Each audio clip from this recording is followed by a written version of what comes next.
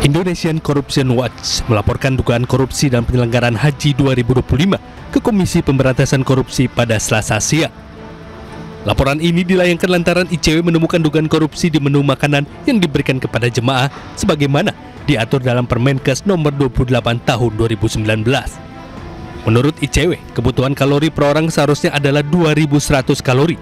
Namun berdasarkan perhitungan ICW, rata-rata makanan yang diberikan hanya 1.715 hingga 1.765 kalori.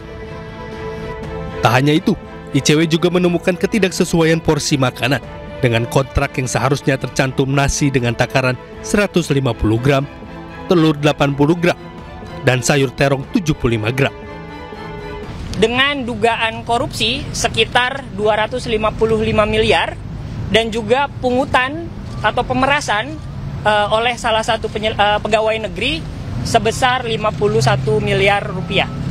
Dari sini harapannya KPK dapat menindaklanjuti seluruh informasi dan analisis yang kami sampaikan sehingga penyelenggaraan haji di tahun depan itu dapat berjalan lancar dan sesuai dengan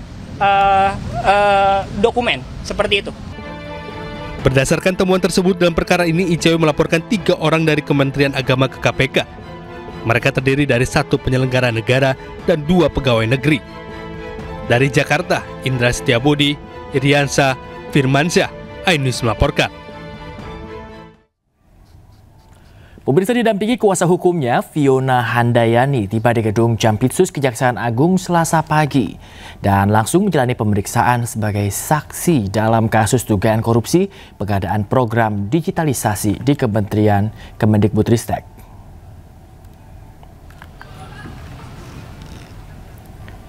Setelah menjalani kurang lebih 10 jam pemeriksaan, Fiona bersama kuasa hukumnya keluar gedung Jampitsus. Pemeriksaan Fiona hari ini merupakan pemeriksaan yang keempat kalinya. Fiona diketahui menjabat sebagai staf khusus Kemendikbudristek pada tahun 2022.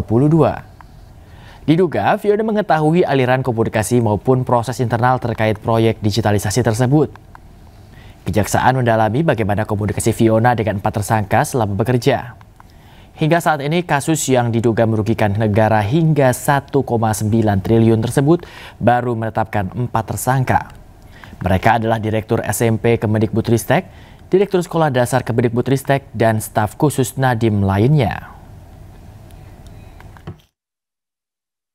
Pemeriksaan hari ini itu masih terkait dengan surat panggilan yang tadi kita jelaskan, itu terkait digitalisasi tahun 2019 sampai tahun 2022. Adapun pendalamannya terhadap panggilan ini itu mengenai bagaimana bentuk komunikasi dengan 4 tersangka yang sudah ada, karena menurut keterangan saksi perkara ini sudah displit tersangka-tersangkanya. Jadi bagaimana komunikasinya selama bekerja, kemudian ya hanya sebatas bagaimana bentuk komunikasi selama bekerja untuk dalam pemilihan Chromebook, tapi tidak ada penjelasan terkait pemilihan. Sebenarnya 2 arah yang dilakukan, tetap Chromebook dan tetap Windows. Klien kami sudah jelaskan, intinya mengenai finalisasi ataupun pengadaan, klien kami tidak ikut.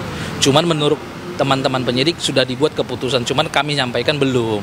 Yang mengambil keputusan, kembali sekali lagi kami bilang, tidak ada yang saksi ini tidak mengetahui dan tidak ikut membuat keputusan.